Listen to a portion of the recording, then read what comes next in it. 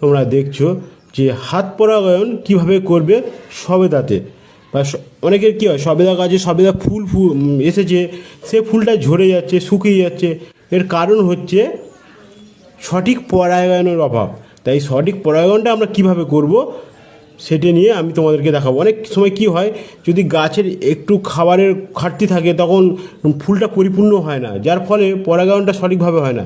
তোমরা ঠিক আমার হাতটা কীভাবে চাপ দিচ্ছি দেখো, হালকা করে যেসব ফুল ফুটে গেছে সেই ফুলগুলো তোমরা হালকা করে ধরে এরকম ঘুরিয়ে দেবে, হালকা করে চাপ দিয়ে হালকা করে ঘুরিয়ে দেবে।